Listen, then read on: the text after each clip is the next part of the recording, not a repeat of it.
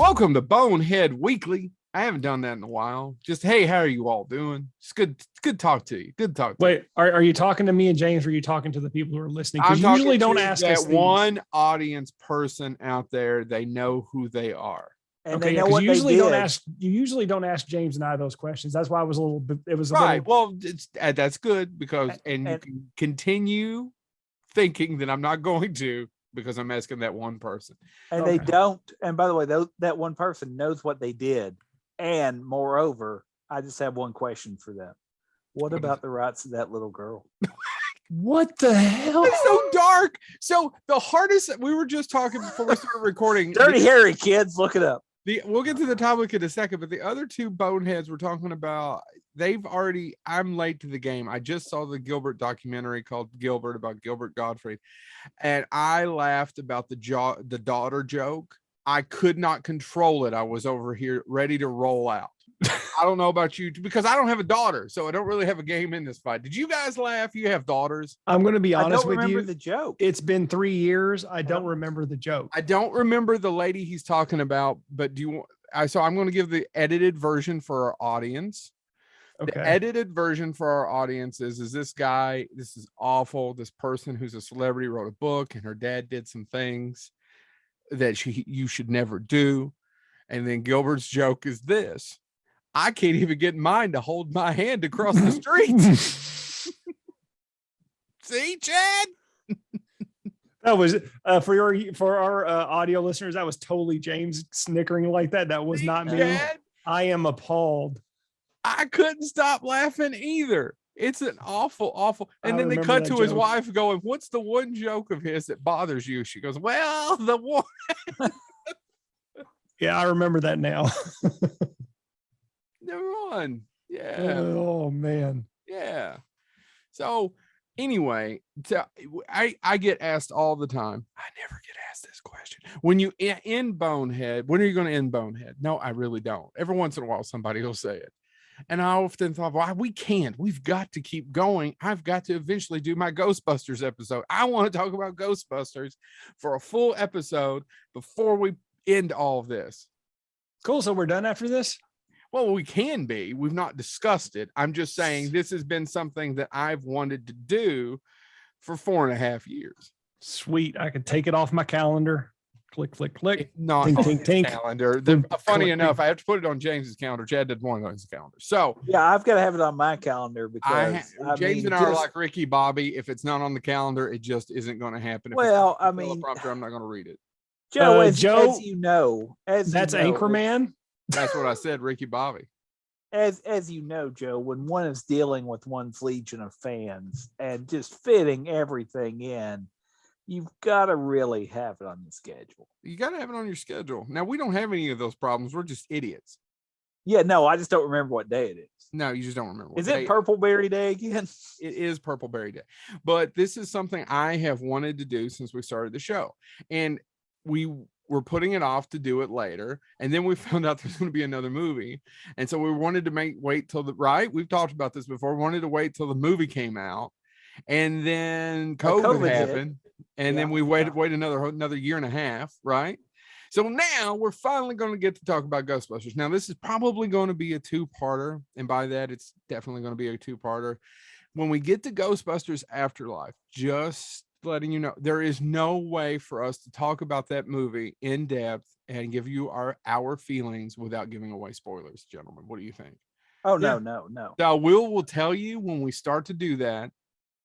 But up until then, you're good. But if you haven't seen Afterlife, when we get to it, as much as I want you to listen to the show, I don't want to spoil anything. In fact, if you're a fan, you haven't seen Ghostbusters Afterlife, I have no idea what you're doing. Almost 150 million North American box office. Where have you been? And you know, just for a reference of how I don't like to give away spoilers, I don't like to have movies spoiled for myself. These guys, every time a trailer got released, they watched it. The only trailer I saw of Afterlife was the very, very first one. And then after that, I cut myself off because I did not want anything ruined for me. That's how much. I'll give them credit as much as they showed. And we'll talk about Afterlife in a minute, and we'll talk about it later. As much as they showed, James, you saw that. Did you go back and watch the trailers now, Chad? No. The trailers don't really give you what's going to kill you at the first in the beginning. Right. No, I did. They never God, did. I hope they didn't. They yeah, don't. No. Not a hint. That whole opening act, not a hint. That third act, one hint about one thing that you knew was going to happen. Yeah. Right. And the other stuff, the what's going to make you cry, not one hint. Agreed? Right. None of it's in the trailer. Yeah. Yeah. The villain's not in the trailer. Yeah. But like I said, yeah, again, it was just that whole thing of there's going to be a part that I'm going to see, and then I'm just going to keep waiting for it. And I was like, I don't want it. I don't want to know anything about it. And that was it. But yeah, so for those people who are like me, definitely don't listen to the part where we talk about Afterlife, because things are going to get spoiled. But Chad's right. The least you know about it's better off you are if you're. Yeah, I usually, if it's a movie I'm really looking forward to, I cut myself off of trailers. You know what movie taught me that? What? Green Lantern.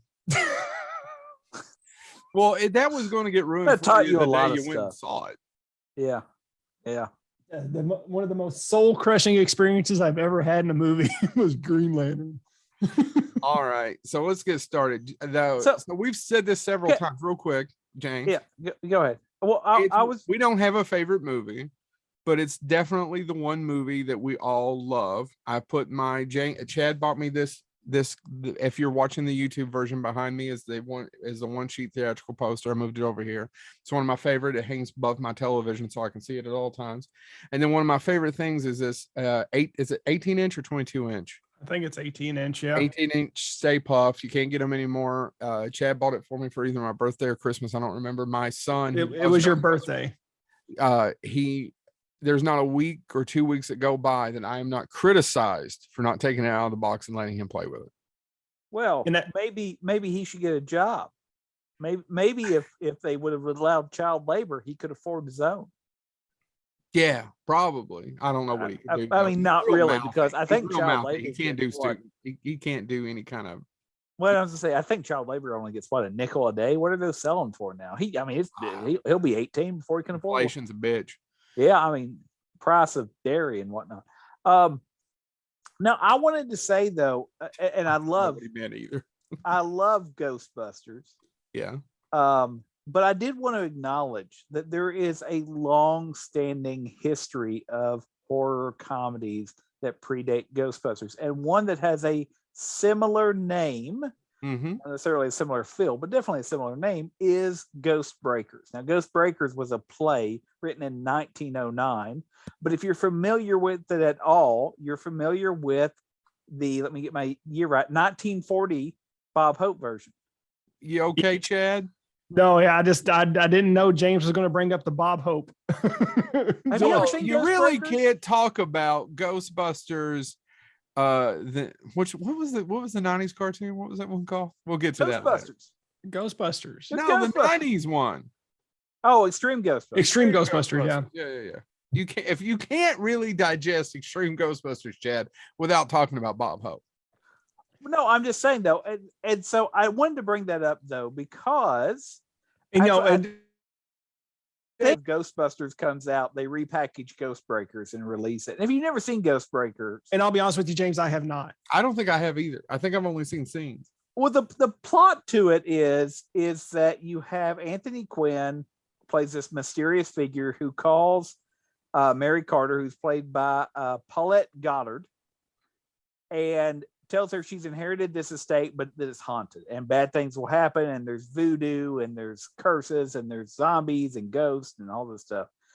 And she says, I don't care. I've inherited something. I'm going to basically go and get it. And Bob Hope is a stowaway that gets in her trunk, but decides that he's going to help her in Cuba because all haunted mansions are in Cuba. And basically they go to Cuba. And what year was this? The play was written in 1909. The movie came out in 1940. Okay, so it was way before, everything went to pot with Cuba. Okay. Oh, yeah. So, but I wanted to bring it up because this idea, and we've talked about this before in other ways, horror and comedy are both really close in how they work on us neurologically, right? Fear is irrational and uncontrollable laughter is irrational. I mean, that joke, as Joe pointed out, it was a good segue to this at the beginning of the show. If you saw something like that happen in real life, you would stop it. That was a horrible human being. So why is it funny if somebody funny says it? Why is it Gilbert saying it hilarious? It's the same reason why I can know that a movie is fake, but it can scare me or it can make me laugh. And so I just wanted to do this as kind of a segue into this. Why is Ghostbusters follows this long line of horror comedies, and they seem to go in and out of fashion really quickly. And I would actually argue another one is The Ghost of Mr. Chicken. Yep. Yeah, I agree. I don't know that I go ahead. He should have gone Ghost Fever. You know what, Chad? I've Ghost got of Mr. Chicken. That was a classic film. It's the best of the Don Knotts films. Oh yeah, probably. But it even Most ends quoted. on that, and it's more of a horror or more of a comedy mystery than a horror. But it does give these are overly horrific. But but it does give us that scene at the end where everything's resolved, but then what starts to happen? The piano plays itself, and then we fade to black, right? And so, but I wanted to bring that up because I do think I wanted to give a little bit of acknowledgement without going into a very long list that Ghostbusters is probably the most sci-fi comedy horror movie. It is. It has all that, but that there is this long line dating back to plays from 1909 and maybe even earlier that I'm not aware of horror and comedy just work well together when it is balanced well. The problem is, I argue a lot of attempts to balance that well don't balance.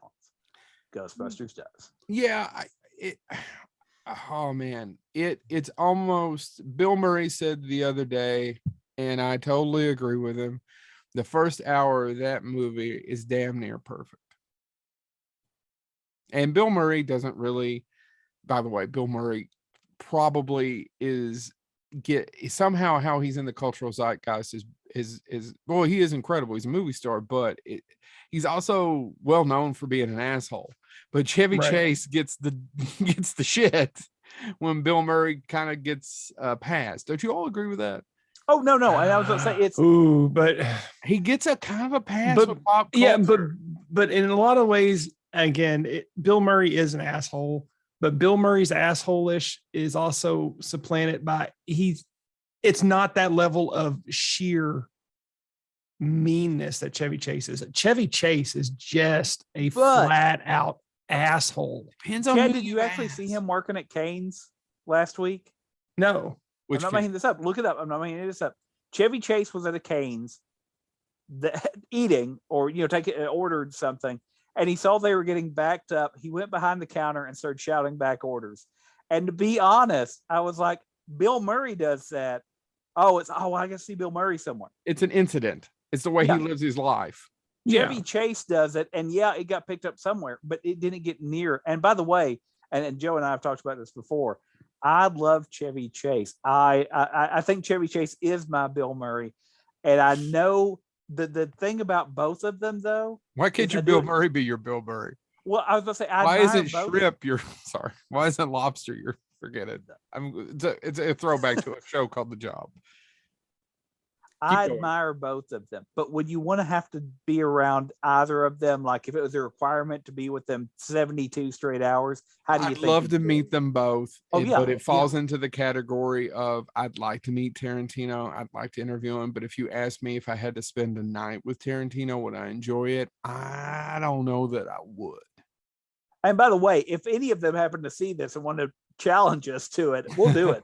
I mean, I think I could probably handle Bill. Maybe older Bill Murray now is more of a Zen thing. I mean, it's almost it's almost like a philosophy. It's almost like a religion of this Bill Murrayisms. Similar to what's happened with Jeff Bridges and the Big Lebowski. Yeah. Well, and I was a Zen moment, and that's honestly, I think in a similar way. That is how I feel about Chevy Chase. Like if we were just talking about what he was going on or what his views were on certain things, I'd like to listen to it. Yeah. Anyway, but I say all of that to say, of course, we're here to talk about Ghostbusters. It's well known. If you're a fan of the gestalt of the series, you have to, of course, give acknowledgement to F Troop because that's where Larry Storch and the other guy worked. What was his name? The gorilla? No, that's Bob Burns. Oh shoot, why am I forgetting Larry Storch's? James, just give them the quick version. Forrest I was Tucker. sitting here. Forrest Tucker and Larry Storch. So, if you don't know, and by the way, if you've watched movies that made us, you know the story. But Filmation in 1975 made a kids sitcom. They made several of them, some of them sci-fi themed, about two guys and, of course, their ape, gorilla, that fought ghosts. It was called Ghostbusters. And it was live action. And if you've watched the movies that made us, you know that Columbia Pictures ended up paying a sizable sum because at one point, what was Ghostbusters going to be called? Ghost Stoppers, Ghost Smashers, Ghost Smashers, wasn't it? Because there's several. You can watch the clips. It wasn't just Smashers; it was several of them. But yeah, and so it was a slapstick comedy, like it was not taken seriously at all.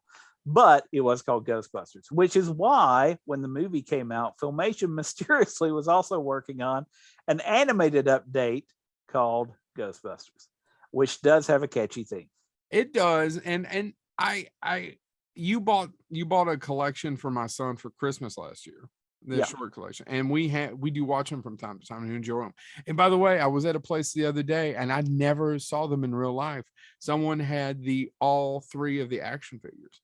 Oh, really? For sale. Yeah, they had the gorilla and the two guys. I'd never seen that. Have you guys ever seen them? No. Touchy-feely real life? Seen one. I've seen one of them, like in a case at a comic book store. Yeah, I'd never seen. But I've never seen.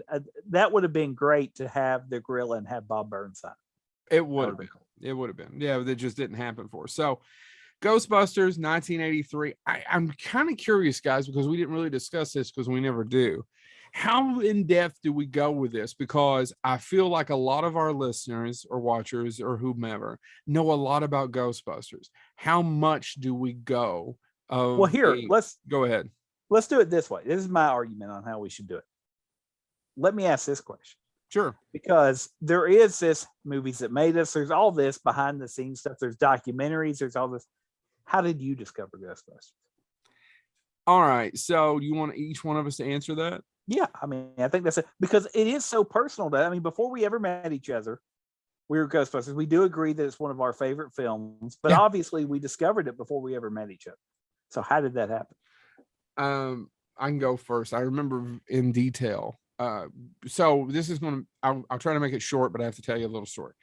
My mom and dad were still together. And back in the day, for some of you may be too young to remember this, although our audience skews pretty old. So I'm pretty sure most of them know what I'm about to talk about. They skew experienced. Do not insult the listener. There was something called a TV guide. Most of you now have to put on your readers to see it.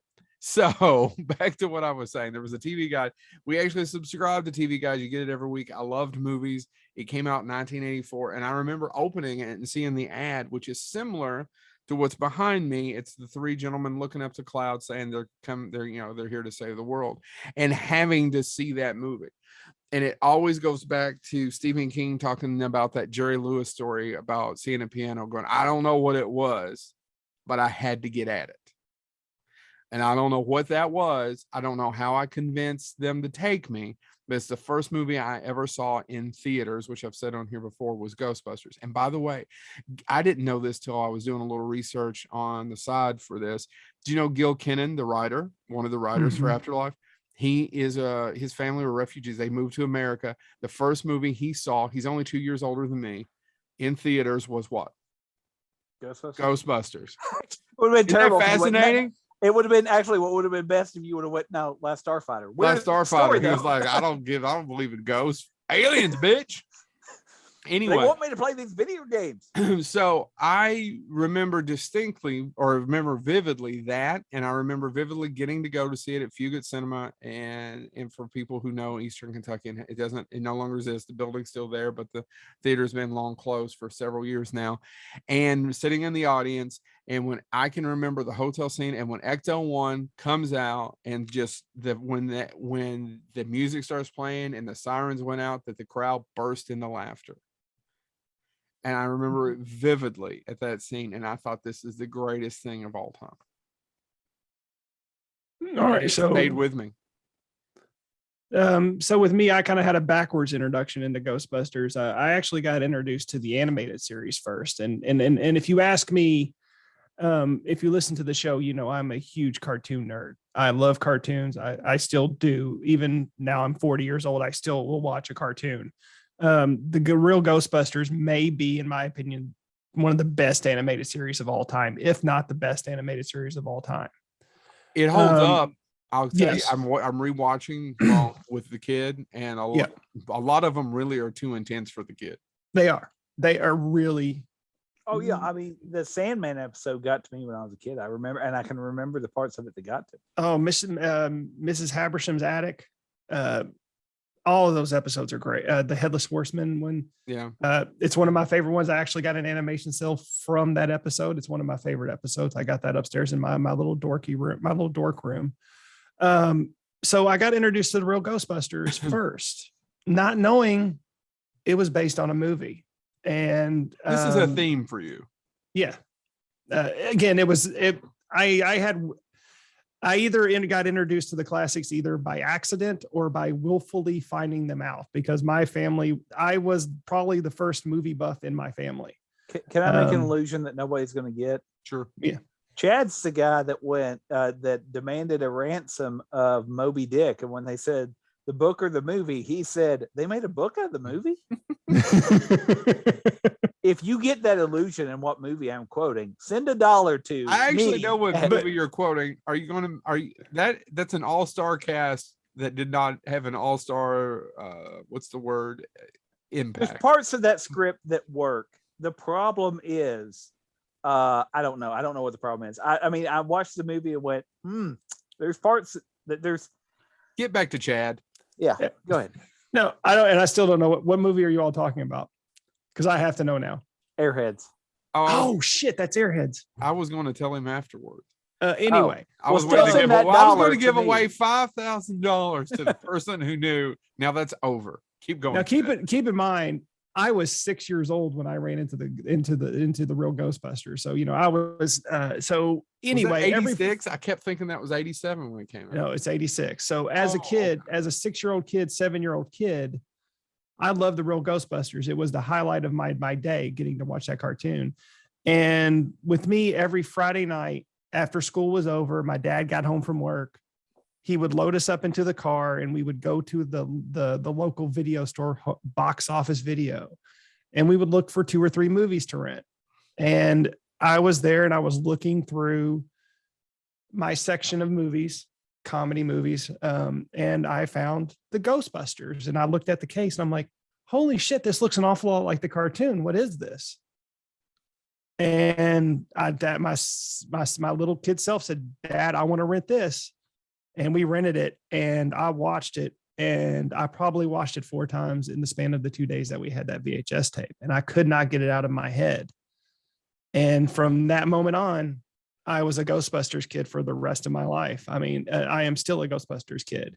And even, and then when Ghostbusters 2, which we will get eventually to, when that came out, I was at the theater opening day and at Franklin Square Cinema in Frankfort, Kentucky, and was just enthralled. I didn't get to go to the theater to see Ghostbusters. I had to see it on VHS tape on a tube television, but it still had that impact on me of, this is one of the best things I've ever seen, and still holds to this day. Yeah. And same for the animated series. James, how did you get introduced to it? Was it a glory hole as well? I'd say it's a little bit like Chad. We didn't have, and I'm sure my age, because I probably saw it right when it came out on tape. But I didn't see it in theaters because we didn't go to the movies much. But every blue moon when I was a kid, my dad worked away from home a lot. And so if he was home, we didn't have a videotape player. But he would rent, my mother. Yeah, you'd rent them from the store. A player. Yeah. And that's what we did. Rented what was the top of the line Betamax player. And we would rent, like, if we were doing that, we'd rent like 4 movies. And Dad always picked out 2, and that left, you got 2 that we could watch as kids. And my parents were really, really careful what they rented us, which is why Ghostbusters really, I mean, again, I've said this before in the show, I was scared of everything as a kid. But Ghostbusters didn't have that effect on me. So we ran it on beta and we watched it. And I remember like getting nervous in the library seat because the ghost, you knew the ghost was coming. She was right there. And usually that'd be the time when I'd be like, I'm leaving the room. I was a scared little kid. But something about that movie just worked. And so even as a scared little kid, when it's like, get him or get her. I don't know. It was funny. It was scientific. Fun. It was, yeah. I mean, and it was also the idea, and this is what's weird about me, and I don't know if it's because my father was an engineer or what it was, but as a kid, throughout really, I mean, all the characters that I liked in shows and movies were the scientific guys. So Egon was my go-to. Same here. Donatello in the Ninja Turtles was my go-to. Same here. Scotty in Star Trek was my, so it was always the engineer. Not there. Go to hell, Chad. Anyway, the point being is that it just, if he was good at his job, that ship would never be in as much trouble as it was in. That's all I'm saying. Well, maybe if Kirk didn't say, "Oh, look, it's an asteroid belt," go ahead and ram it.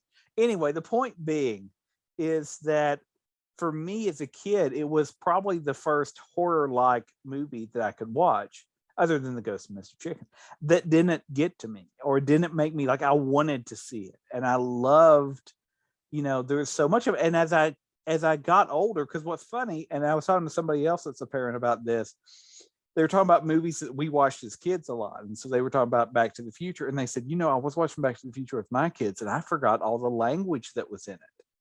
And I was like, did your kids say anything that was in it? Well, no. I was like, you know why?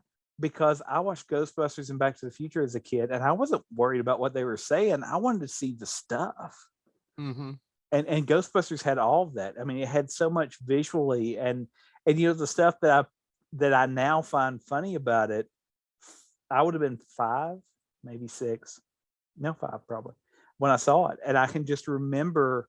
Like now I hear that like, well, everybody has 3 mortgages on their house. All that stuff. That didn't mean anything to me. But I did understand you have a wand, there's a ghost, get it, right?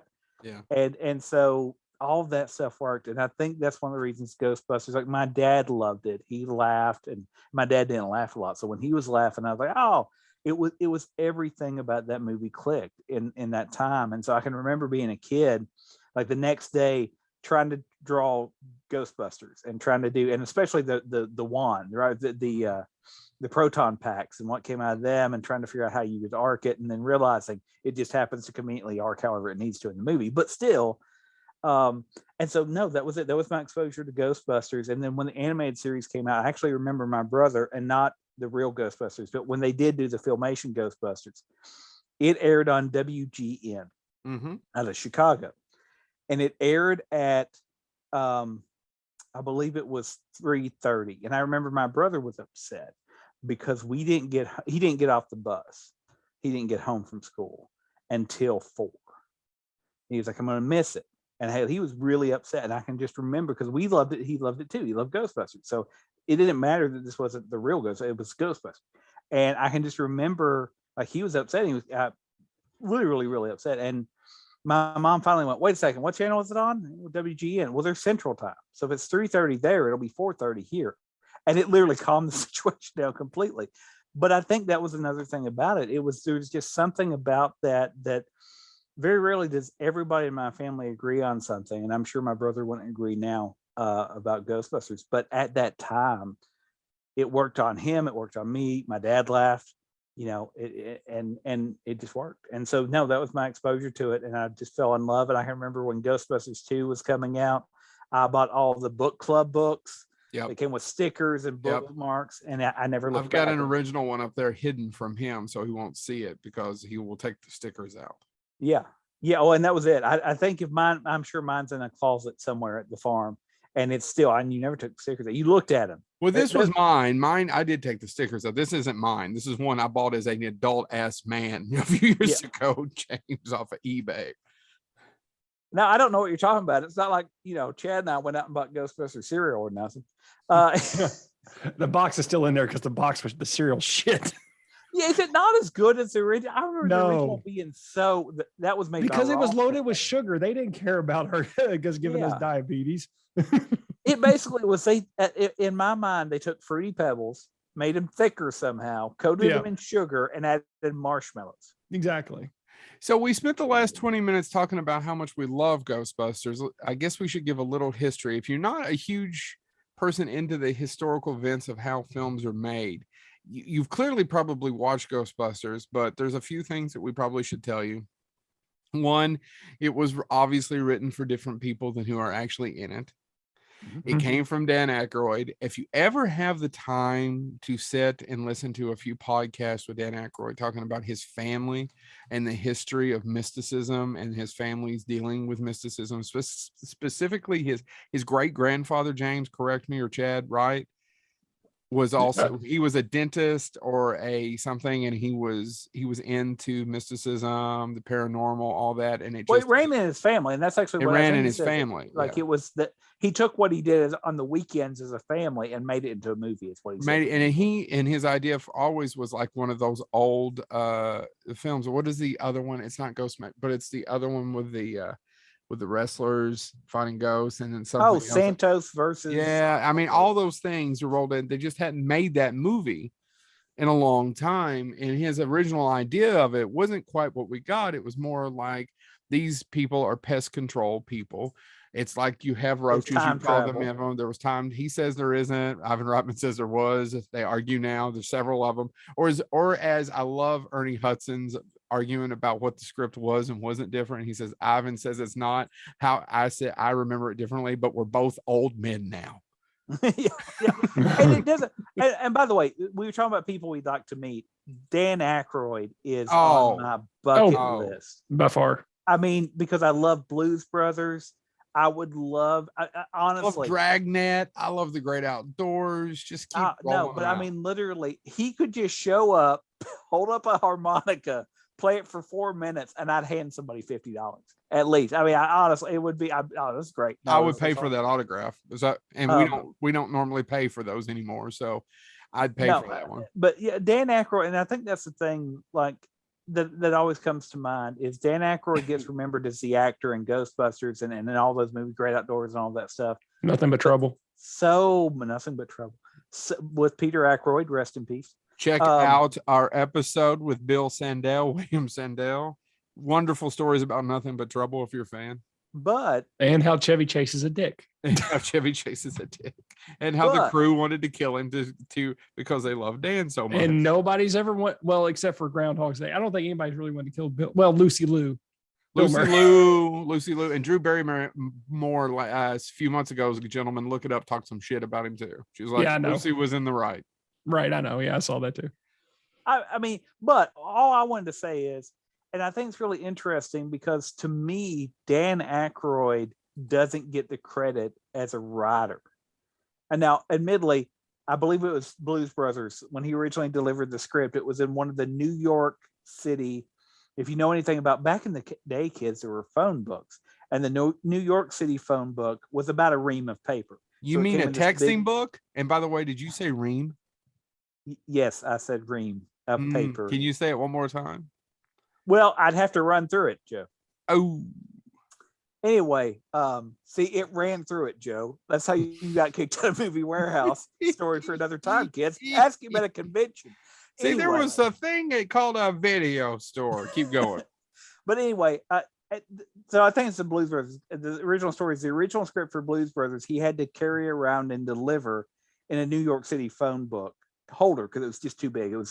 I've heard up to 2,000 pages, which is not how long your screenplay should be. Well, isn't Ghostbusters, wasn't that the same way? Well, yeah, it depends on which version of the story and who you're getting it from, right? So for some of them, it was huge. It depends on if you listen to the Harold version, the Ivan version, or the Danny version. They call him Dan Aykroyd. Yeah. So it was big. They all admit, they argue about whether there was time travel in it. Dan says there wasn't. But they all agree that it would have cost $200 million to make Dan. The Stay Puft Marshmallow Man showed up in the first act. In fact, that's one of the few things that survived the original. And it was in space too. It did go into space, but it was very much of these are garbage men handling day-to-day operations. Ivan Reitman says he's the one who came up with the idea of it's the 80s, they're going into business together. But I say that all of that to say that Dan Aykroyd to me doesn't get the credit he deserves as a screenwriter, because Blues Brothers is still heavily quoted and it's a great movie. Well, Ghostbusters. I mean, you could go into Dragnet, Spies Like Us. I mean, all of them. He is a great screenwriter who doesn't get the forgot credit about for it. Size Like Us.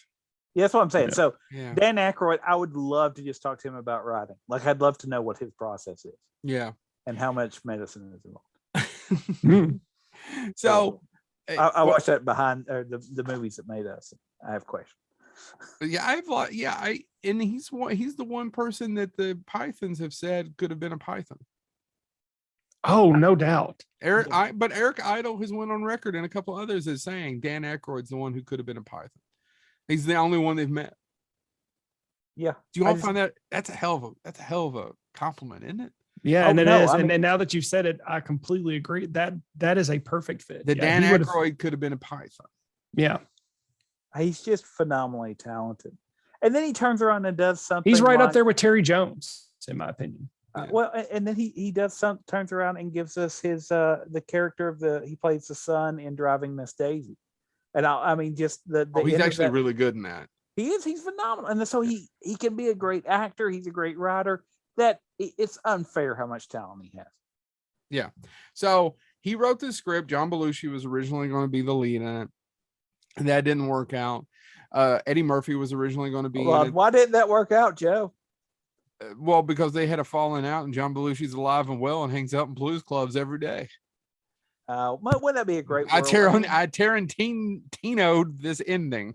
Oh my God. If that alternate reality exists, I'd love to visit it just once. I want to go to that blues club. It'd That's be a what blast. Dan Aykroyd says, is that, he would have loved the House of Blues. He would have hung out there quite a bit, if he'd have just smoked pot, which you and I have talked about. We talked about that in a previous episode. If he'd have just did clean drugs and smoked pot, be alive. He thinks he would have worked on the stage. He'd have went back to the stage.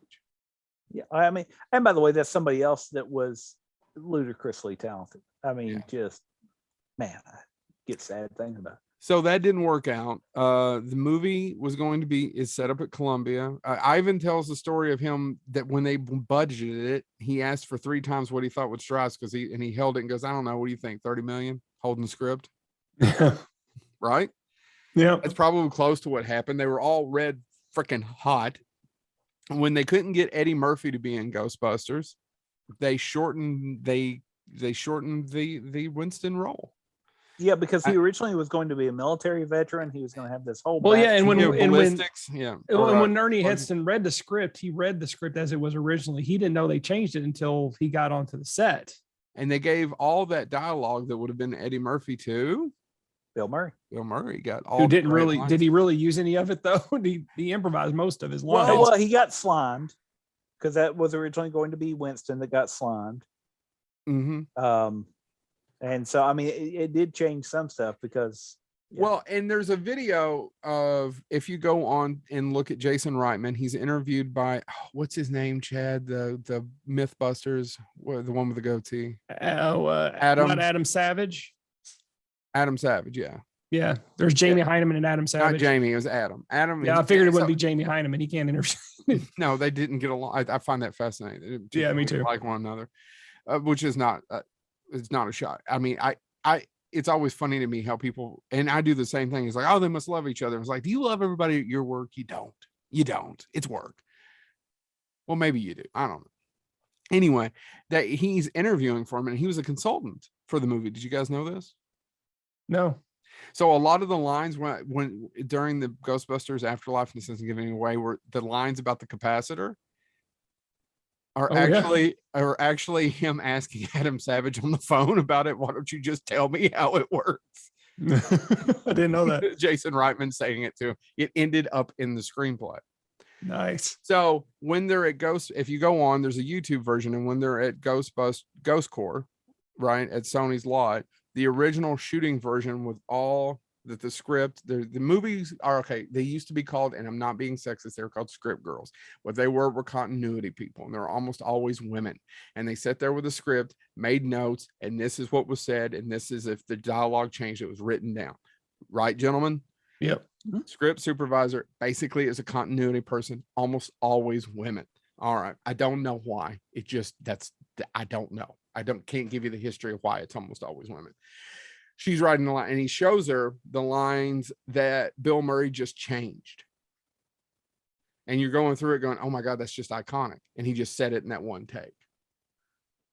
Yeah. So if you get a chance, Google that, check it out. So there are some things that are changed, but a lot of the stuff that even is changed was there. It's just different. Gotcha.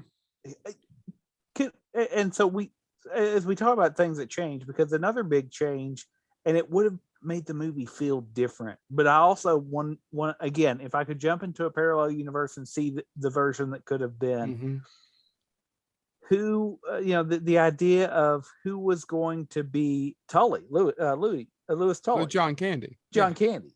And I love John Candy. John Candy, as when I was a kid, I mean, Camp Candy, the cartoon, but all the John Candy movies my parents would let me see. For some reason, they didn't let me see all of his films. He's a fat guy movie star.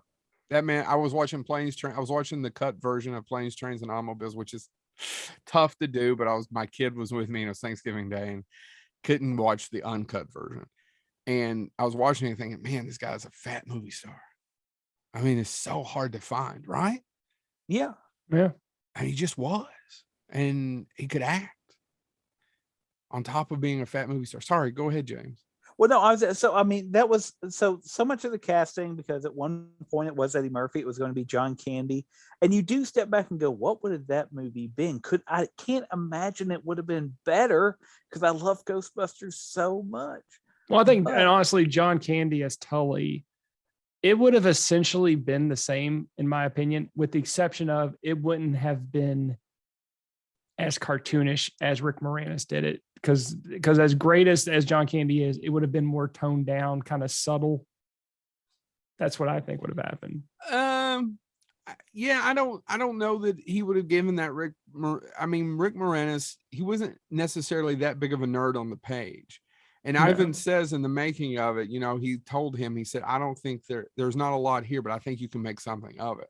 And Rick Moranis says, he's stupid. Of course, Rick Moranis decided not to do Afterlife. He's one of the few that didn't come back who was still living. But he did make something of it. It's a very memorable part. Yeah, that's what I'm saying. He did. I think John Candy, and that's what I was saying. I don't think John Candy's would have been as memorable. It just wouldn't have improved it at all. And John wanted to do with it. And basically, it depends on which story you listen to. Some people say it's because he wanted the 2 German shepherds and do it with the accent. And then someone else goes, it's money.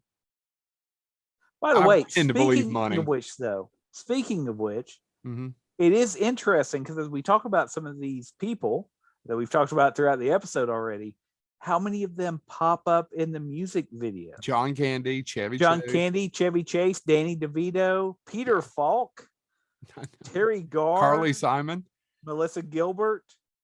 It's Jeffrey Tambor. George I don't think we're allowed to talk about him anymore. George Wendt. But I'm just saying, can you imagine that? It's hard for me to believe they didn't realize this was going to make $1 billion. Well, and let's talk about that cast. Let's talk about that for a second. Who was the one person? Who was the one person who said this movie is going to be the biggest comedy of all time? It's going to be huge. It's Bill Murray. Go back and watch the interviews. It was Bill Murray, and they talk about it, and it was always Bill. Dan talks about it was Bill. It's like, this is the best. He said Bill looked at him and said, "You've written the best comedy script of all time." It was Bill Murray who the whole time said this is going to be huge. And if you go back and watch Ghostbusters 2, the Oprah interview, when Oprah would back in the day do a whole show dedicated to a big movie that was coming out, they had the whole cast on Oprah.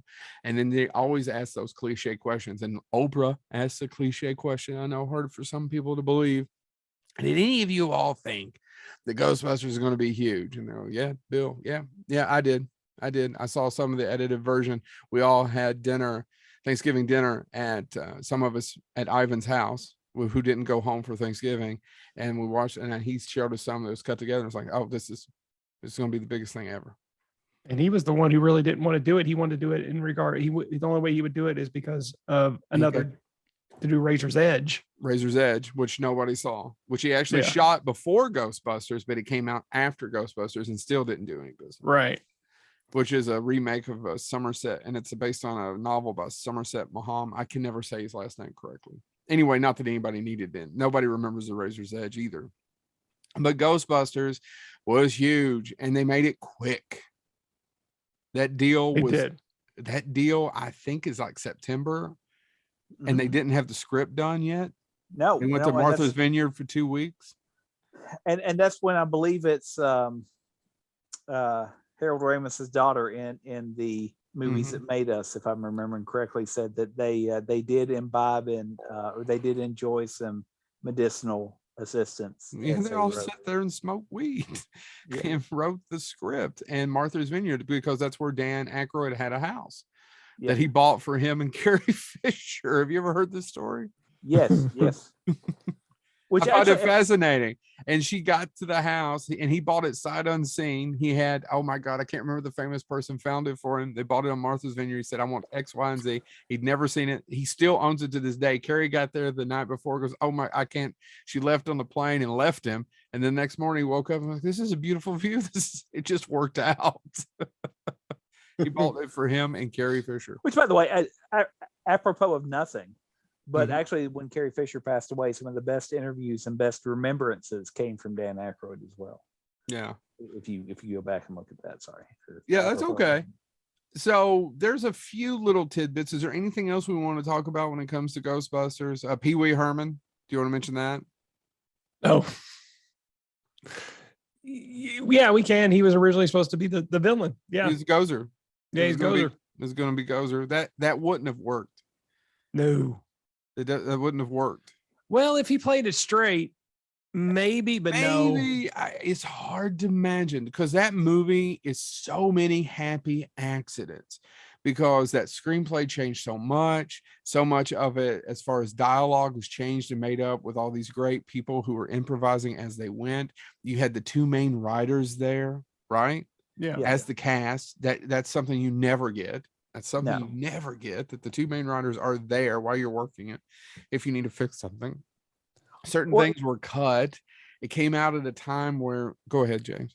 Well, and I just think about again, like you said, it's happy accidents. It's everything that, and we've said, or I've said this before on the show, and you've said some other things about it. I think the other thing that separates it, and we'll talk about the other Ghostbuster movies, including Paul Feig's version. But one of the things that made it work and why, as I grew older, it never has lost its sparkle. The spark, I look at it different angles than I did when I was 5. Are you sure? But there is commentary in it. Like, if you want to examine what does life mean, what is in this, there's parts of Ghostbusters that get into that. The example that I always give is, the scene when they're in the bridge in the car with Winston. And I'm losing my geek cred here. Ray, thank you. I was looking for Stance. I thought you were looking for something more obscure. I was like, sure. I was looking for Stance. I was trying to go.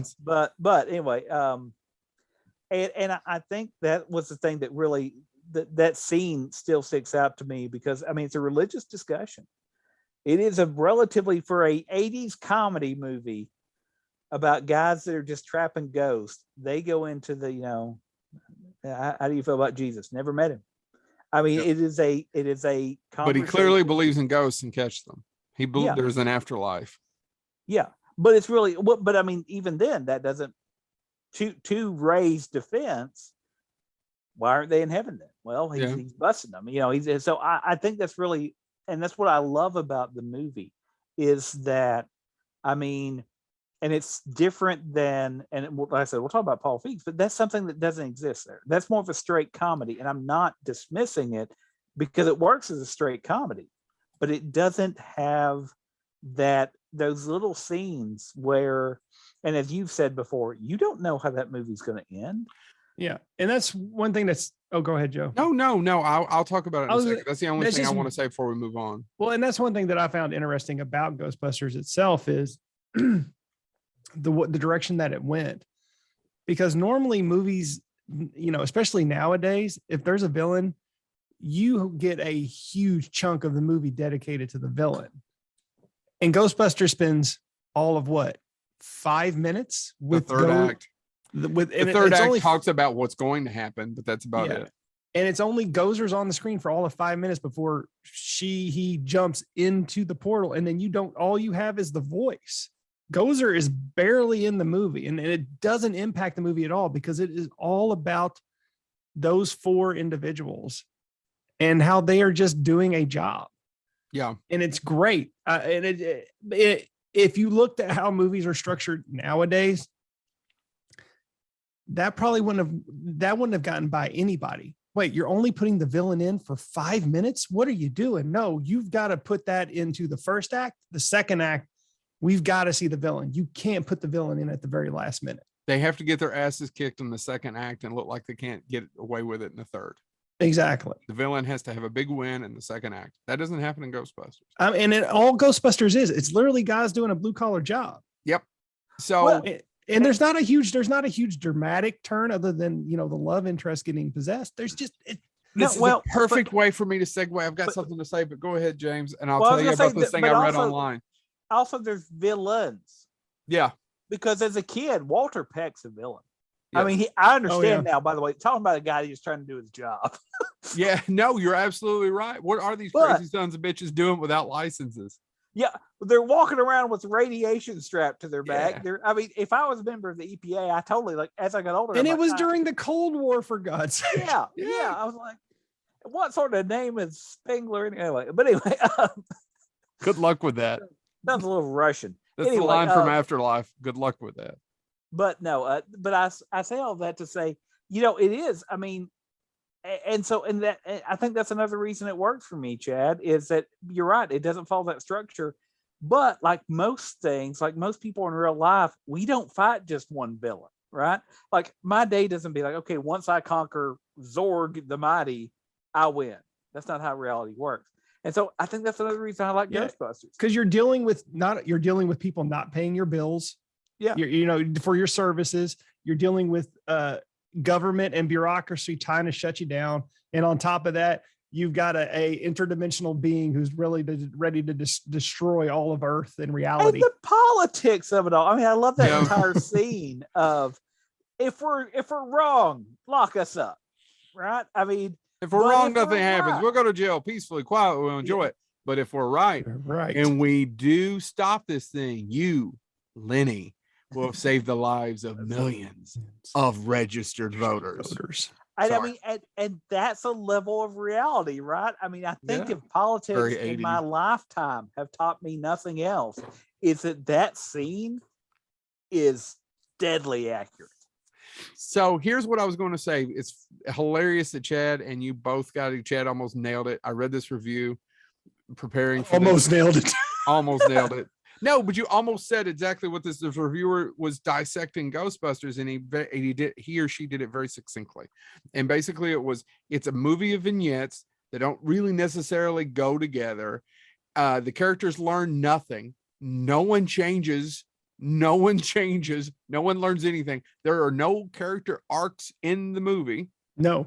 And it's perfect, and it shouldn't work. Right. Specifically, back to Chad, he didn't mention that came off the top of my head. I didn't sit and write that out and edit it. Fuck that guy. Or girl. Could be a girl. I don't remember who said, and I because I couldn't find the writer, and I thought, well, God damn, I was like, you're shitting on my movie. And by the way, when we get to Afterlife, there's a lot they lobbed at it, and I loved it. Yeah. But it's true. Nobody changes. Nobody learns anything. And I think you had even better argument. The villain's on the scene, the main villain, the biggest, baddest person in the universe for 5 minutes. They build up. You don't even hear the name. Well, I guess you hear Zool in the first act, but you don't hear the name Gozer till 60, 70 minutes into the movie. Right. I mean, it shouldn't work. There's a damn vignette in the middle of it that just says, oh, they got popular. I was like, well, and the other, speaking of which, you know what else something else that really works about that film is the music. I'm not It's perfect. Elmer Bernstein's The score is perfect. But I would actually also say all the pop tunes work. Saving the Day is cool. But you all both agree, because I don't agree, but you both said that the soundtrack for Ghostbusters 2 is better. Still agree. However, the music works better. Those songs may not be as good, but they work better in Ghostbusters 1. No, I was going to say the soundtrack for Ghostbusters 2 has star quality.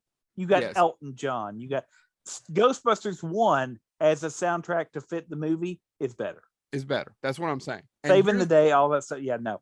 Ghostbusters 2, though, as far as me putting it in, just listening to it, outside of Ray Parker Jr., which I have to give credit to. But no, I do. I love the score. That's a lot of the things that are wrong with Ghostbusters 2 were that. But what the last thing I want to put, and this is something none of the other movies get, and I'm going to throw Afterlife in this as well.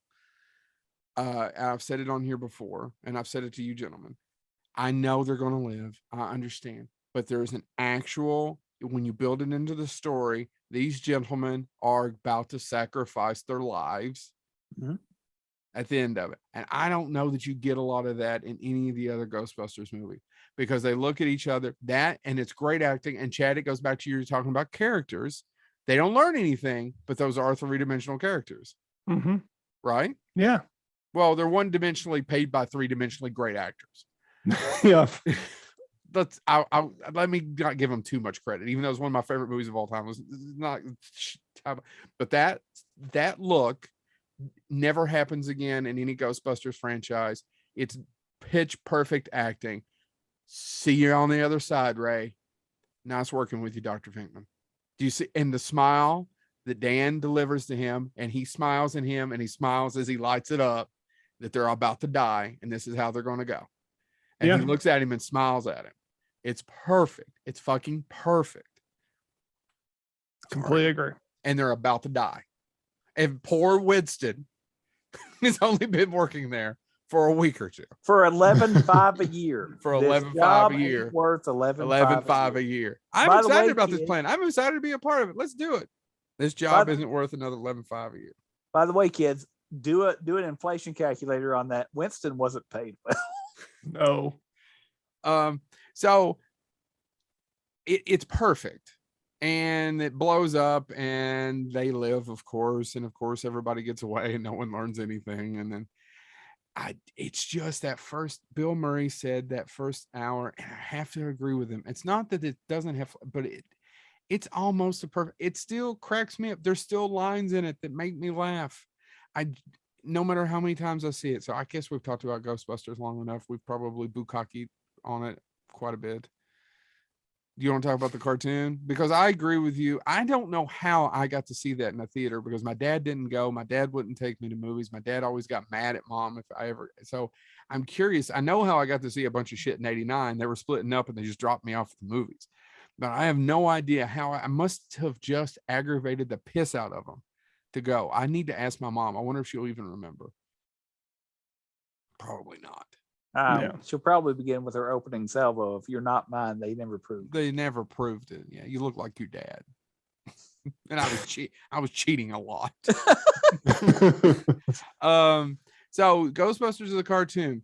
We probably need to talk about it. It has some great writers on it. Chad, do you want to talk about one in particular? Oh, you're talking about JMS? Yeah. Yeah. JMS, J. Michael for those Straczynski. that don't know, is the executor of Harlan Ellson's estate. Go ahead. No, J. Michael Straczynski, there are plenty who are responsible, but he was probably the main responsible for putting Ghostbusters, season, the right? animated series, at the level of what it did in terms of content. And at the same time, he was also responsible for what led to the decline too. So you got to give him credit. You got to give him credit both ways. Right. But they can't all be winners, bud. Well, but and if we want to talk about this, we can. He actually created the one episode that led to the downfall of that animated I think series. we should. If we're going to do Ghostbusters and we're going to do a 2-part, I think you should talk about that a little bit, because I think that's one of those. If you're out there listening to us and you loved Ghostbusters, a cartoon like we did. By the way, I'm with these two gentlemen here. I never missed an episode. I go out of my way to watch it whenever possible. I had the figures. I still have 2 or 3 of my original figures, and I have my original XL1. It's beat to hell. My kid calls it the dirty one that's dad's. And if you take that out of context, dad's dirty one, then it sounds weird. But a little bit. It's over here and it's in the floor. I've held on to it all this time. No, yeah. So JMS was basically responsible for and I'm just going to say JMS because J. Michael Straczynski gets a little exhausting saying it over again. No, he was one of the main contributors to that show. And you know, and one of the sad parts about the animated series is, again, Ernie Hudson was supposed to be the voice. No, this is so sad. Of Winston. He was ready to do it. However, the producer said he didn't sound like Winston enough to do Winston. Think about that. So they gave it to Arsenio fucking Hall, of all people. Now, I will admit, Arsenio Hall played a pretty good fucking Winston. He's a good animated Winston. He really is. Yeah. But, you know, it should have gone to Ernie Hudson. But yeah. But it starred, you know, Arsenio Hall, Lorenzo Music, as Pete, Frank Welker, as Ray, as Frank Welker as Ray. I'll do it. It's easier this way. Frank Welker as Ray, Lorenzo Music as Peter, Arsenio Hall as Winston, and Maurice LaMarche as Egon. Yes, who was a perfect cast for Harold Ramis, in my opinion. By the way, do you know the story about that? Have you heard this trivia about it? Please do. So Maurice LaMarche was trying to do Egon from the movies and couldn't get it right. And he said this before in interviews that he couldn't find the right Egon voice, and he was getting frustrated. And so finally, what he decided to do was not to try to do Egon the character, but instead he had seen obviously other Harold Ramis films, and so he started to do Harold Ramis from other films. Oh, and Bill Murray heard it when he saw the cartoon, and he goes, "Harold sounds like Harold. I sound like Garfield." That sound like Garfield though, because for you all who don't know, Lorenzo Music, who did Peter Venkman, did the voice of Garfield. Well, now up until he died. But I was gonna say, but yeah, he did do Garfield till he died. But now he was eventually replaced, right, Chad? Music was replaced. Yes. Lorenzo Music was replaced by Dave Coulier. Yeah, Joe's favorite from Full House. Why was he replaced, Chad? I don't know the reason why. I do know the reason. You want me to tell you the reason? Please do. Remember how I just said Bill Murray said he sounded like Garfield? Yeah. Bill Murray complained. Oh. And so I'll just read this directly. Lorenzo, because I thought it had something to do with the JMS debacle, because Dave Coulier took over right after around that time. Lorenzo Music first supplied the voice for Peter Venkman, who was played by Bill Murray in the movies. Okay, well, reportedly, Murray did not like his character sounding like Garfield, and the producers, based on this, replaced Music with Dave Coulier. So allegedly, they waited several seasons to do it. Well, I was going to say, but also how, and my argument there, if that is true, if that piece of trivia is true, my argument would probably also be how vocal was Bill Murray? Yeah. Or was it just something where he said, I sound weird in that, and it trickled over. And somebody got to use it as an excuse. Yeah. And I believe Dave Coulier actually didn't take over to the last season when things started to go downhill for the animated series. And by the way, we mentioned JMS. You know, JMS wrote 24 episodes of that, but however, you do have to give credit to a few other writers. By the way, there are many different writers for the Real Ghostbusters. You know, you can check those out, but you know, you also got to give credit to Chuck Minville, Richard Mueller, and Lynn Jansen. All four of those people wrote the bulk of what was the Real Ghostbusters. But no, I mean, it was just perfect. It was another one of those cases of perfect casting. All the voice acting was great. And not only was it, there was the cartoony episodes. So for example, you know, there was the episode where you had the three ghosts, the mom, the wife, and the big baby. That's the first episode. It's the first. It's one of, that's the pilot episode, Chad. Yeah, where they kind of take over. And the level 7 or whatever is then, Yeah. hey, yeah, Yeah. no, I've had to watch it over and over. It's And then, there's other ones, for example, where they suddenly have trapped all the ghosts. So they convert all of their equipment into actually capturing real criminals. yeah. And then all of a sudden they're fighting mobsters, true cartoony level. And then, there's other ones, but then you have the serious ones, like we mentioned, Miss Habersham's Attic. And I'm gonna butcher some of these names, because forgive me, because I didn't write them down. But you have the Boogeyman episode, which I agree with James is one of the most terrifying episodes, especially if you're a little kid at that time. And some of the imagery. And then, there's also the Sandman episodes. There's so many to mention. It was mind-boggling to watch this. But then, of course, I do want to talk about the downfall, because one thing, at the height of its popularity, it got a couple of primetime episodes. The studio was like, holy crap, this thing's they had a Halloween episode, right? They had two Halloween episodes. And the second Halloween episode is actually what killed the series. JMS went balls to the wall on this, and it was all about them fighting a gigantic kaiju of a ghost who rapped. And there were several musical numbers in it, and there was just this ghost rapping in the cartoonish way possible. And the Ghostbusters were actually, it involves if you remember, there was a few episodes that involved 3 little kids who were like junior Ghostbusters. Yeah, that was the introduction to them. And it just went downhill, and it was so universally panned and terrible and low ratings that the studio took back the money that they were putting into that show. And not only that, they kind of pawned it off on a lower rent animation studio. And there's actually, I have a great box set from Time that got released in the late 2000s, 2009, 2007. And there's a lot of great documentary interviews about the making of that show. And I wish I would have wrote down some notes for this episode, but yeah, they talked, one of the people from that studio said, yeah, they just gave it to us, and we cut corners every which way we could. And that's where it devolved into, they would dedicate 10 minutes to the actual Ghostbusters doing a story, and then the other 10 minutes to a Slimer episode. And that's when the show went from the Real Ghostbusters to Slimer and the Real Ghostbusters. And the last 10 minutes was basically treating Slimer like he was Bugs Bunny. Yep. And he was basically he was getting chased by some weird doctor and a couple other like animal related characters, and he always got the one up on him, and it was just atrocious. I was saying, well, and the animation style was different, but that was because they were shopping it. That part of the show out was actually done by a different animation studio. That's why I was saying, yeah, they pawned it off on a cheaper animation studio.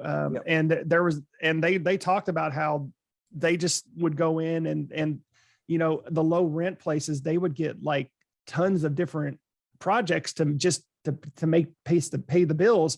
And that was one of them. So they just rushed through it like they did all the other ones. They didn't care about the style or substance or the artistic quality that you see in the earlier episodes. It was just a tragic downfall to Ghostbusters. And of course, that last season, it only lasted one more season after that JMS Halloween special. And then it was gone for good. Go ahead. Have you heard the one of the pieces of trivia about the show as well, which I was like, oh, I can kind of oddly see that as being an idea that an executive might say. One of the things that JMS has alluded to that made him leave the show was that the executives, as it went on and on, wanted to change things. And one of the things that they wanted to change, originally it started with changing Janine because she wore triangular glasses in the show. Yeah. And they said, well, those points make her look too tough.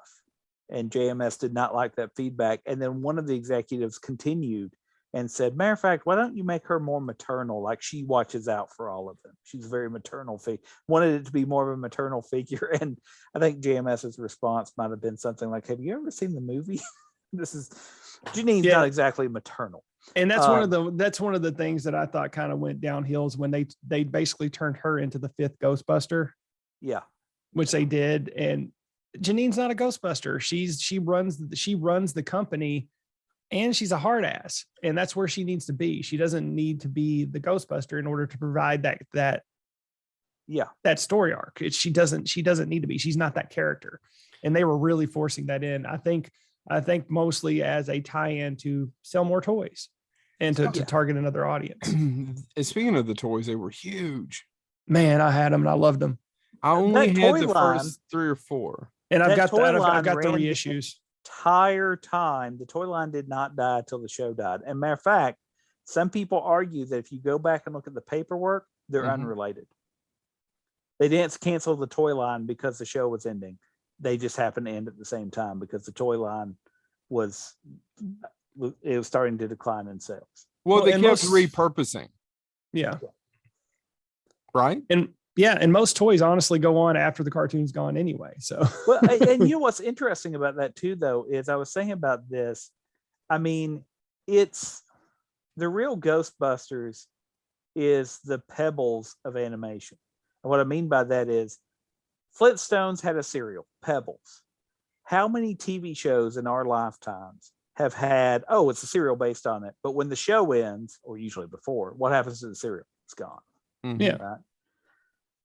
Fruity Pebbles and Cocoa Pebbles and all the variations. That Flintstones has not had a new episode in how long? And we still have that long time. And so it's interesting to me that the Real Ghostbusters, I mean, obviously there was Ghostbusters 2, but there were tons of cartoons based on celebrities or movies that we got for a season or maybe 2, right? I mean, we had a Macaulay Culkin series. We had an MC Hammer series where he had magic shoes. It was not New Kids on the Block. New Kids on the Block. It was not uncommon for there to be, this was a hit movie. We'll do a season. Mm-hmm. We'll sign on for one season. But Ghostbusters, as Chad said, the Real Ghost was so good it kept going. Yeah. And it affected Ghostbusters 2. Yes. We all forget. Well, I don't think we all forget, but I think most people don't realize that movie came out 5 years later, is a lighter. To me, it's more of an 80s. It looks more 80s than Ghostbusters. Yeah. The music's more 80s. The way it looks, it's not shot by Laszlo Kovacs. That was the first mistake. Bernie Brillstein did not do the music. That's the second mistake. It looks more 80s, and it's so much a lighter film, and it's all because of the damn cartoon. Yeah. So I guess we're moving on to Ghostbusters 2. No, we don't have to move on to Ghostbusters 2. No, I was just saying. Does anybody have anything else about the show? I mean, I loved it. I think it's one of those rare occasions, maybe like MASH, where I know somebody's going to cut my throat right now for comparing the Real Ghostbusters to MASH, the series, but it exists in a world upon itself. But it's also, if you love the movie, it's really easy to love the show. Yeah, and the other thing about that cartoon, because it's different, but it's kind of the same. Yeah, and most cartoons at that time, if not all of them, had one purpose: to sell toys. Mm-hmm. That's all they were. New characters got added so you could sell another toy based on that cartoon character. The Real Ghostbusters wasn't that. It was, hey, there's this really cool movie. Let's expand it out and make an animated series on it. Granted, to make more money, but they didn't care about toys. They just cared about the people writing it cared about the stories. And it shows. It wasn't a toy tie-in. It was all about expanding out these characters in their lives. Yeah. In my opinion, and that's what made it great. And they differentiate themselves enough from the movie. But also there's several episodes. There's an episode that explains why they have the new flight suits. There's an episode that explains what happened that fixes a lot. Yeah. Dan Aykroyd did it when they go to Hollywood to do the movie. Dan Aykroyd has a voice during that. Yeah, exactly. And it explains why. It's like, who's and when they're talking about who's playing them on the screen. And what was even cooler too was, there were some other episodes that explored their personal characters. For example, I'll mention 4 real quick. It shows, and most of them are family related. It goes into depth about Egon and how he became Egon with his relationship with his dad. And then same thing with Peter, how Peter's dad is a horrible, horrible con man who will use his son to get whatever he needs just to make a little money. And those are really hard driven plot points for those two characters. And it's in an animated series. And then you even have Ray, who's this happy go lucky guy, but then he goes home and you see how people treated him while he was at home. And, and then Winston, the one that, and it's kind of odd that I picked this one. But the baseball episode where Winston is sucked into playing baseball with the good spirits. And then you have the evil demons who they're playing against. And if whoever wins controls the fate of the universe. And the reason Winston's there is he loves the game itself. He loves baseball, but also he is serving a purpose. And that's what Winston wants to do. That's all he wants to do, is he wants to serve a purpose. It's great. It's great storytelling in a kid's episode of a cartoon about ghost playing baseball. Yeah, they're very accessible. If you're an adult and you're thinking, I'd like to go back and watch them, I tried to a few years ago, didn't have the time, other things, and I've been going back and watching a lot of them with my kid, and they're very accessible. I truly, a lot of them really hold up. Some of them, the Slimer ones, not so much, but not the Slimer ones, except for the Slimer episode where it's the demon who's the ghost who's collecting all the no, that's good. I meant that's terrifying. The end of it is I know. Yeah. And so anyway, I could go on and on talking about the cartoon. So Ghostbusters 2, James. I just want to start Ghostbusters 2. And by the way, I like Ghostbusters 2. We all three like Ghostbusters. I really do. That being said, I thought we should start. I thought we should start with Evert's review. I was going to say, I don't even. Should we even? I was going to say talk about the build up to the movie. It's a short. Getting them all in the room. Yeah, go ahead. It's a short review. Ghostbusters 2, PG. Who you going to call? Script doctors. That's who. Aside from a few spasms of ectoplasmic invention, the Titanic docks in New York, however, about 65 years too late, this sequel to the hilarious 1984 hit smells of found money. That is, nobody really wanted to do it, but nobody could say no to an assured box office bonanza. This time, the not ready for slime time players, Bill Murray, Dan Aykroyd, Harold Ramis, and Ernie Hudson, Roger Ebert, find a veritable river of pink gook flowing under Manhattan after Sigourney Weaver asked for their help. Some odd things are happening to her baby. It turns out that the collective bad vibes of the Big Apple have made the city a magnet for restless spirits hell-bent on wreaking havoc on the human race. Sort of a replay of Scrooge's All You Need Is Love message. Peter McNichol is very funny as an art restorer with an unfathomable accent. And Murray still gets away with his dry Groucho revisited wisecracks, but the first movie was funnier, faster, and fresher. This one's more like Ghost Bludgeoned. 2 stars. Yeah, fuck Roger Ebert. I again, that's one of those things of, I know at the time you had to listen to people would go out and listen to critics to see what movies they should watch. But I never did. I could never stand listening to those things. I don't care what these uppity, especially what Roger Ebert actually made in terms of cinematic entertainment himself. I will defend him though. At least he made something. That gives him more of a say than a lot of critics that their claim to fame is being critical, right? But I wanted to read that because I think that's part of the challenge, right? Because as we've already said, Ghostbusters was lightning in a bottle. Happy accidents, things came together. And then how do you try to write a script for that? And I love Vigo. Matter of fact, the actor that played Vigo, if you want to find out what a real monster is, read his history. He's also in Digstown. That being said, but the I like the idea of it. And as Joe said, there's a good movie in there somewhere. I enjoy it. I still quote lines from it. I do too. Nothing of flies to There's some of it is really good. Yeah. And in all fairness, and I'm sure we'll talk about this, if you play the Ghostbuster video game, Vigo being in that is some of the best parts of that game. So let's talk. For years, Bill wouldn't do it. And there's a great interview from 1984 where Harold is out on what I call the campaign trail doing all the press junkets, and they ask him about, if this is a sequel.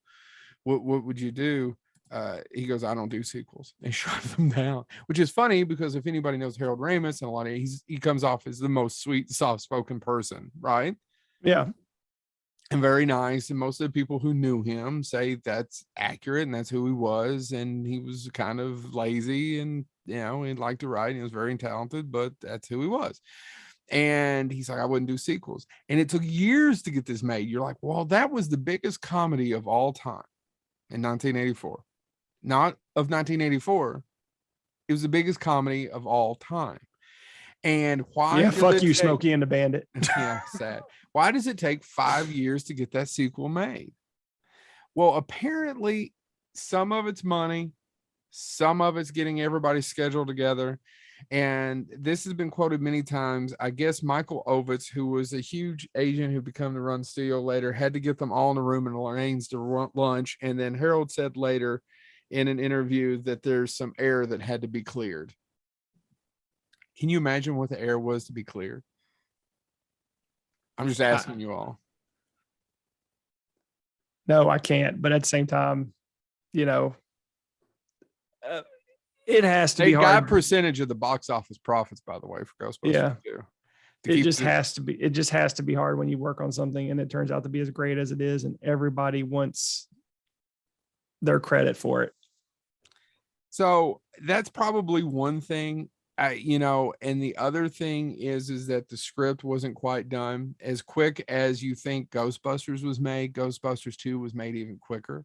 Bill Murray talks about that lunch too in some of these YouTube videos. If you go back and kind of devour, and you get a piece here and a piece there and a piece here, trying to put a tapestry or patchwork of the history of it. And he says that they had just an absolute, if you get us all, basically, I'm just kind of summing it up, a summary of, if you get us all in the room, we're going to have a good time, and it's going to bring back good memories, right? We enjoyed enjoyed making it. But if you don't get the script right, and that was his problem, was that the script never was quite right. They started production in that movie, I think, in November of 88. That movie came out in June of 89. October, November. Let's double check that. Let me double check. Yeah, they, as of summer of 88, had not started shooting. That's crazy. Well, yeah, but how are you going to do that? How are you going to put a sequel together even if you've got most of the people back? How are you going to do that? How are you going to get a screenplay that took years? Yes, they had some sort of screenplay. It was still March of 88, and the movie was due out the next June.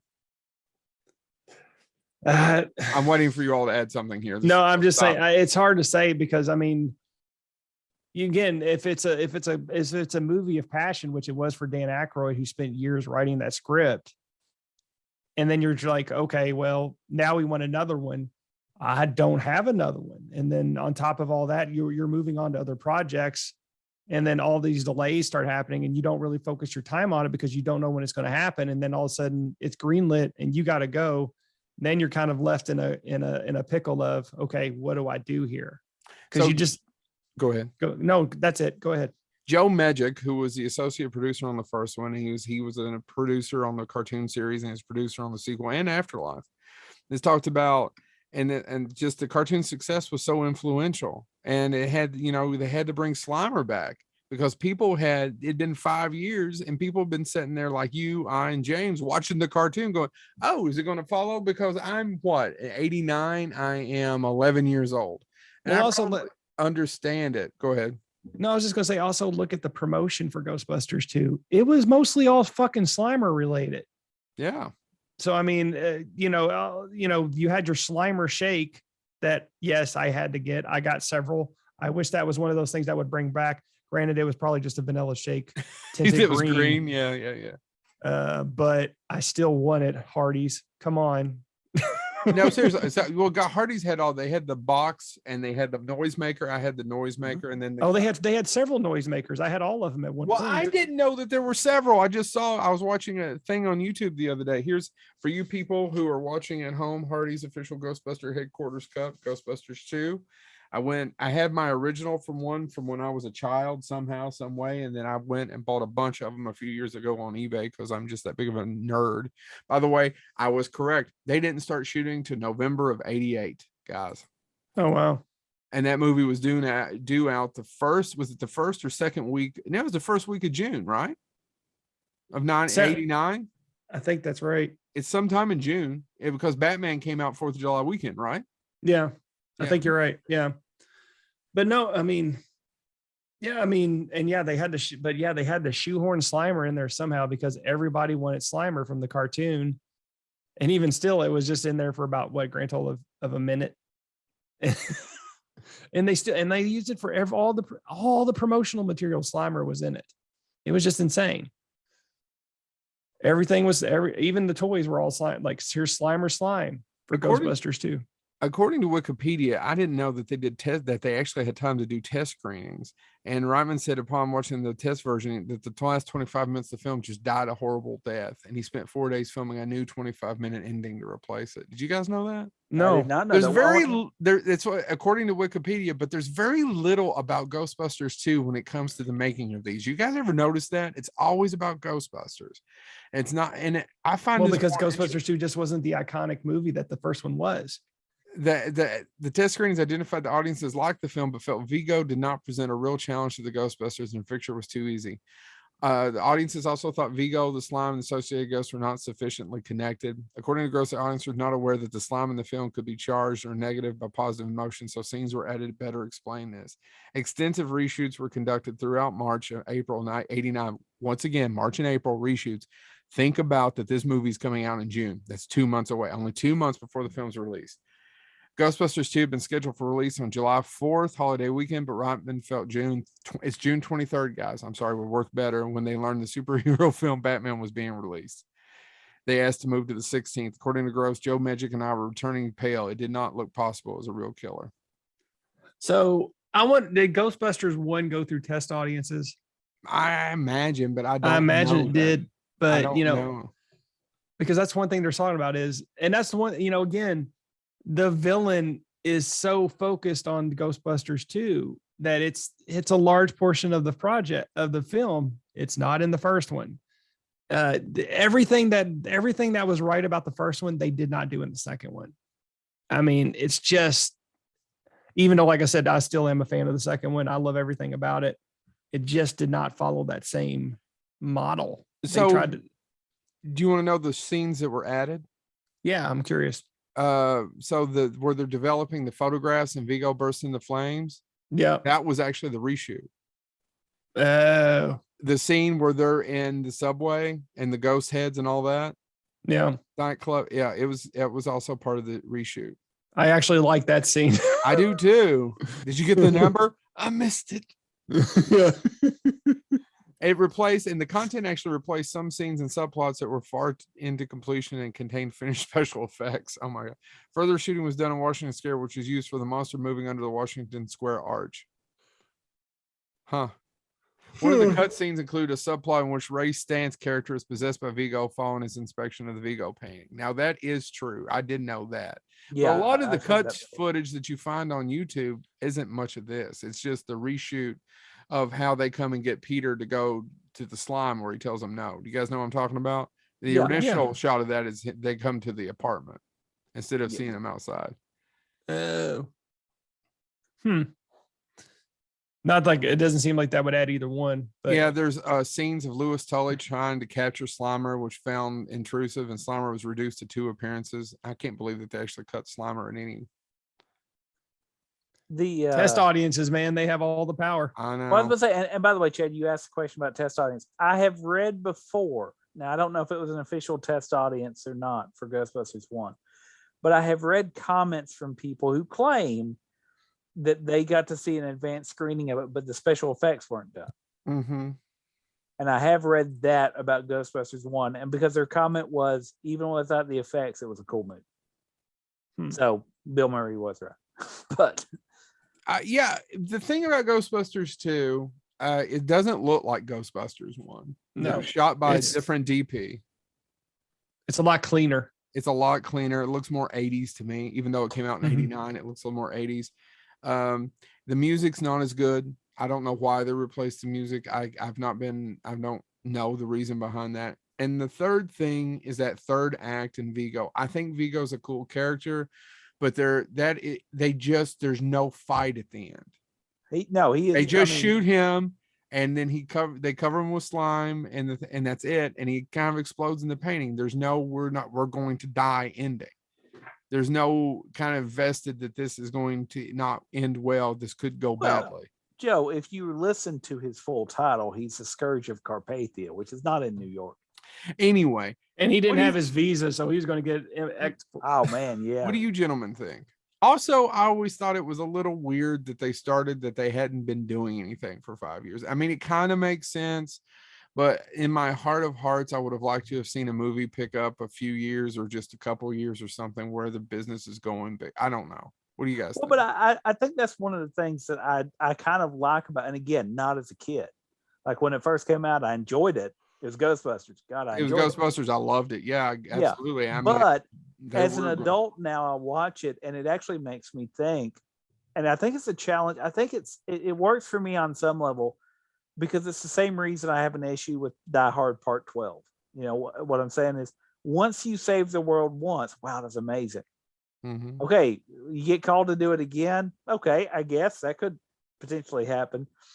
Ghostbusters 2, though, has this entire thing of, you stopped the crossing. You stopped, and so guess what? You're out of a job. Like you stopped it. And I think there's something about that as an adult, I kind of appreciate because, very, very few movies. And by the way, I'm not saying I don't like the Die Hard films or I could add the Indiana Jones films. Right? I don't like the Die Hard films after Die Hard 3. There, I said it. But same here. Well, I know. They're just pointless. Actually, the Indiana Jones films would work just as well, right? I love those movies. I will even defend a little bit the Crystal Skull. That being said, is it realistic that one guy is going to find all these artifacts around the world? No, absolutely not. Absolutely, yes. But God, I love the movies, right? And so I think Ghostbusters 2 is one of the first films. As a matter of fact, I would almost argue it ushers in there was a trend that I would argue continued on into the 2000s of what I kind of consider sad hero movies, and Ghostbusters 2 has that beginning. I mean, you have Ray. I love Ray.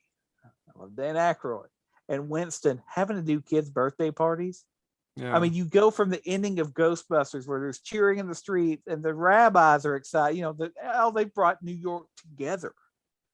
And then and see, that's one of the aspects of it that I like too, even still to this day, is the fact that they're not doing it anymore because, and this is one of those things you don't see in any other movie, is that they had to stop doing it because they were billed for all the damages. I know, I agree. In the first one, it's hilarious that, oh, well, shit, we saved the world, but now we had to flip the bill for all the damages. We were sued by the line is city, county, state, any agency, city, county, and state of New York sued us.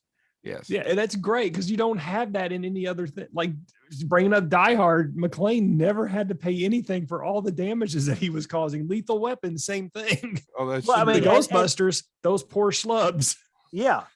Who were, once again, like you said, they were doing blue collar jobs. They're basically glorified pest exterminators. They were the only ones providing that service. If they weren't there, we would be dead. Yeah. But no, hey, not me. I'd be serving Vigo like a boss. Yeah. What do you need, my liege? Anyway. So the movie came out. We talked about this in our 89 episode. It was the biggest opening until Batman. It was the biggest opening. It had the single biggest day at 10 million up at an 89. The problem is that moved that summer, and we've talked about this in our 89, was jam-packed, and it only lasted about 3 weeks. And it made over 200. I mean, the movie only cost 30-40 million. Most of the money was in the back end for the stars. They signed hefty deals, but they still made over $200 million worldwide. In fact, Ghostbusters 2, I was just looking this up, made more money overseas than it did than the first one did. It actually did bigger business overseas internationally than the first Ghostbusters, but the first Ghostbusters made over $200 million in 1984 domestically, and there's just no way they were going to do that again. And know we're gonna- Batman was a cultural phenomenon, and it came out. He's right. Thank God they didn't release it when they released Batman. It was coming out 4th of July weekend. You all remember it. You're old enough to know that it was everywhere. Oh yeah, yeah. It was. I mean, Batman owned MTV. Prince, right? I mean, the Bat Dance video was. So what happened is it wasn't as huge as they wanted it to be, even though it was still great. It came out on video, did great. There was no problems. It's just the studio wasn't as keen on making another one, and the Bill Murray guys was not happy with the movie, and trying to get him back and doing a Ghostbusters 3 just wasn't. And then if you go back, there's a great interview I saw with Annie Potts, who played Janine, talking about how she would like to do this and this with the character if the movies keep going. And then she stops in the interview and goes, I just don't see that happening. And that was then in 89. Yeah, well, and I think that's the thing too is, and I mean, I think as a Ghostbusters fan, man, I have, and I know y'all love Bill Murray, and I like Bill Murray, but it was always as the guy that wanted more. It was always oh man, come on. Like that at one point there was and he did Letterman and he talked about it where, for a while they were looking at doing 3, and he even said on Letterman, he goes, yeah, I left somewhere, and he goes, I started humming the theme, and he goes, I think I could do it again. And he said it on Letterman, and I was a big Letterman fan, so of course I was watching. I'm like, oh, we're gonna, and then it fell through again, right?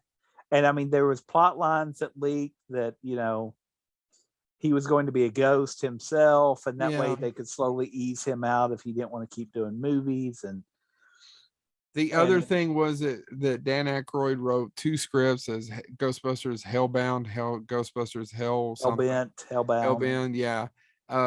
They never really got made. They never really got the traction. He says that he wrote one of the best scenes of all time. Bill Murray, he thinks is his best comedic scene. He wrote it for Bill, and he could have shot it in half a day. Yeah. Because sometime in would you say mid to early 90s, it was, well, they're going to do another one eventually and hand it off. That was the theme. Yeah. That's what Brandon started saying. Ben Stiller was quote unquote cast already. Hey, Bonehead fans. Yeah, that's the end of our part 1 talking about Ghostbusters 2, the animated series. And the next one, we get into the next animated series, Extreme Ghostbusters. Then we get into the video game, and then Ghostbusters Afterlife. So come back for part 2 where we talk all things Ghostbusters.